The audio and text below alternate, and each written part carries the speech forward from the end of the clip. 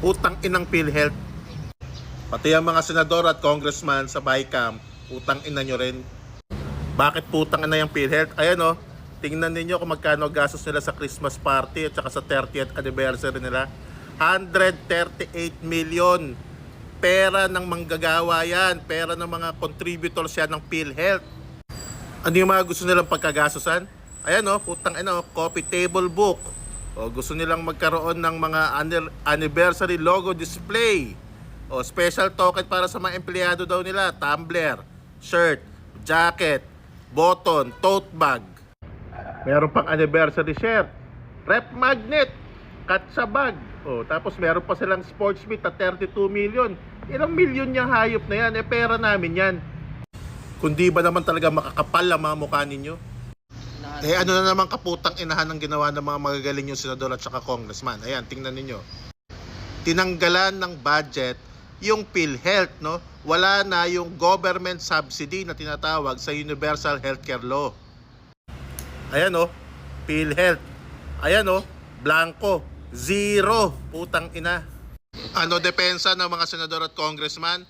Meron daw naman kasing 600 billion na reserve fund ang PhilHealth. Mga bobot tanga pala kayo eh.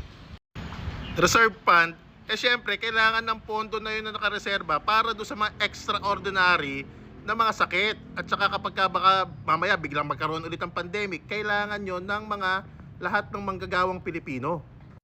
At isa pa, sabi ng Universal Healthcare Law, dapat ang gobyerno may subsidy dyan sa PhilHealth. Bakit? Kasi doon sa Universal Healthcare Law, kinover lahat ng PhilHealth ng batas para pati yung mga hindi nagko-contribute pwedeng maka-avail ng mga PhilHealth na benepisyo. Sino nga yung pag-shoulderin nyo yan? Ito yung mga contributors ng mga manggagawa. Wala nang contribution ng gobyerno. Ano, kami-kami na lang to. Saan nabalik kung walang pera ang gobyerno? Napakaraming pera ng gobyerno. Saan nyo inilipat? Akap. Yan 26 billion. Naghati pa kayo mga senador at saka congressman. Ayuda na naman kasi eleksyon. Ano pa tinanggalan nila? Ayan o, DepEd, 12 billion. CHED, 30 billion. Free college support, 3 billion. DSWD, 96 billion.